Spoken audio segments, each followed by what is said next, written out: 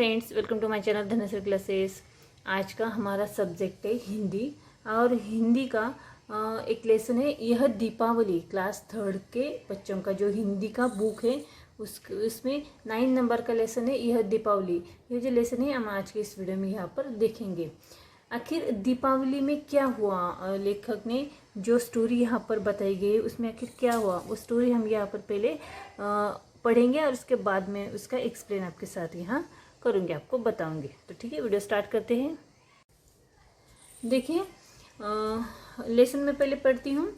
मेरे दोस्त नंदू के पिता पटाखों का व्यापार करते हैं।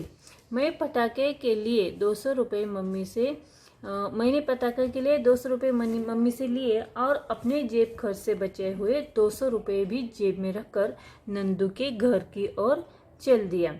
मतलब लेखक ने क्या कहा कि उनका जो दोस्त था नंदू, उसके पिता पटाखों का व्यापार करते थे और उनके पास से मुझे पटाखे खरीदने थे, इसलिए मैंने अपने मम्मी से 200 रुपये लिए और मेरे पिताजी ने जो मुझे पॉकेट मनी दिया था, जेब खर्च के लिए जो पैसे दिए थे, उससे मैंने 200 रुपये बचे थे। मतलब कुल मिलाकर कितने रुपए लिए? 400 रुपये।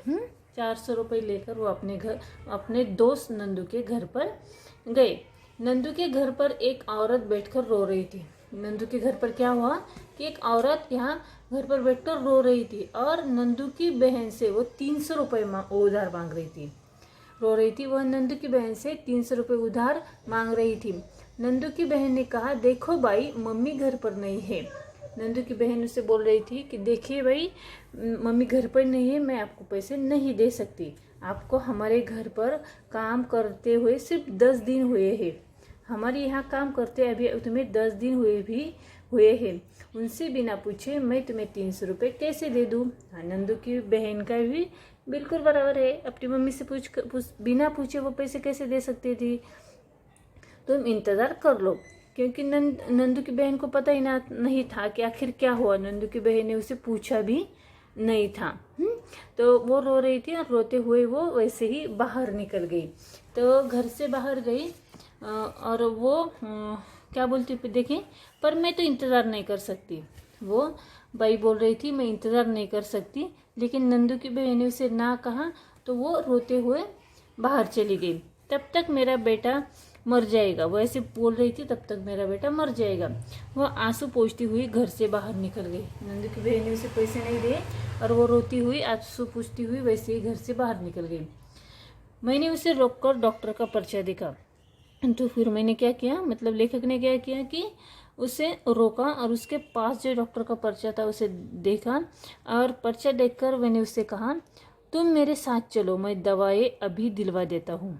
तो मैं उसके साथ गया और मैंने उसे वो दवाई पर्चा देकर दवाई दिलवा देता हूँ ऐसे कहा।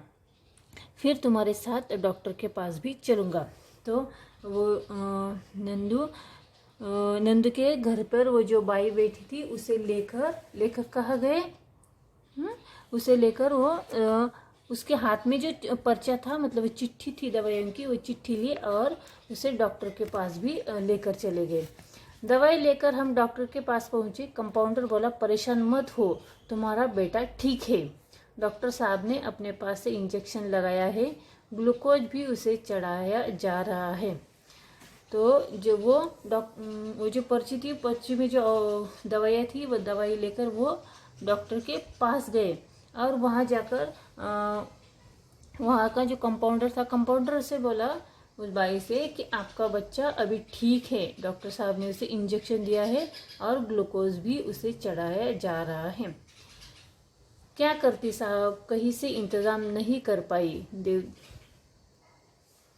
वो जो बाई है वो बोली, क्या करती साहब, कहीं से इंतज़ाम नहीं कर पाई। देवदूत की तरह यह बच्चा मुझे मिल गया। डॉक्टर से वो बाई बोल रही थी कि क्या करूँ।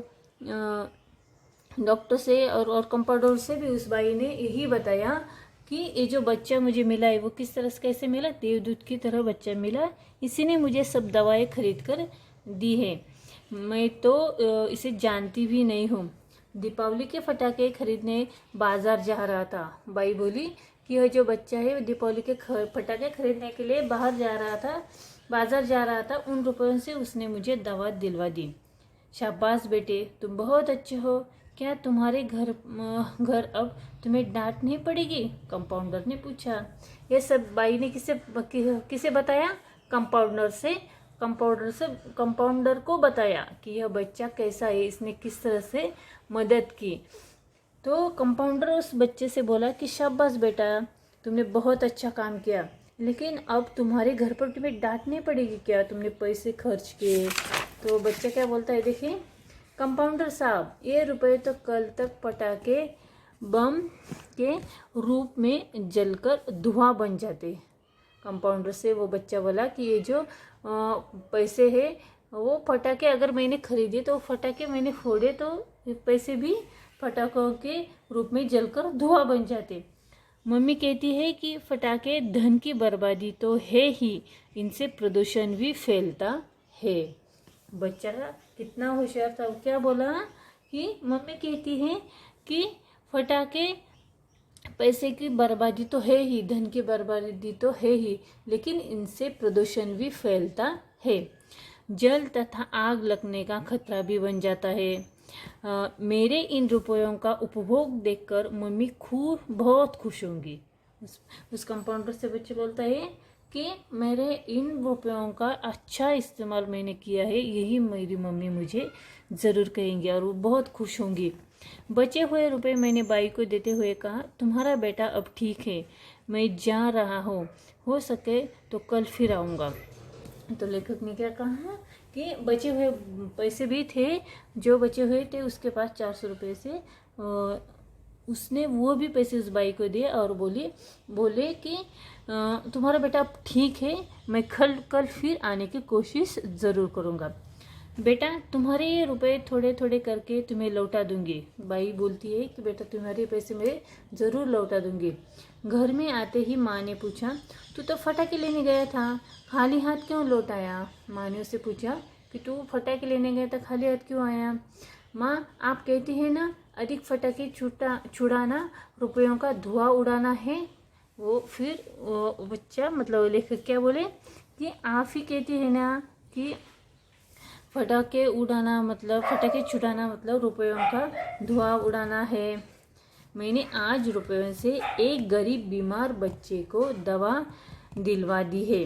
सच माँ, वे रुपए अब एक गरीब माँ के आंसू पोंछने के काम आए हैं। यह दीपावली मुझे हमेशा याद रहेगी।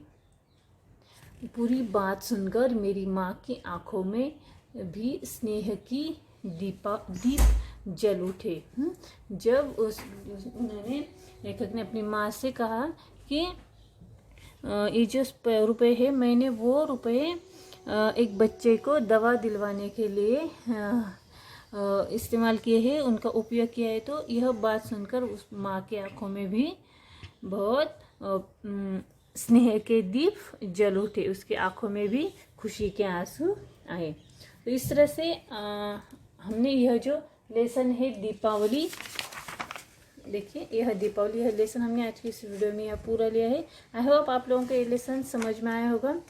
अगर इसमें कुछ भी डिफ़िकल्टी लगी तो मुझे कमेंट्स करके ज़रूर बताना, और वीडियो कैसा लगा वो भी बताना। वीडियो अच्छा लगा तो प्लीज़ लाइक करना, शेयर करना, और चैनल पे अगर आप नए थे सब्सक्राइब करना। वीडियो देखने के लिए धन्यवाद।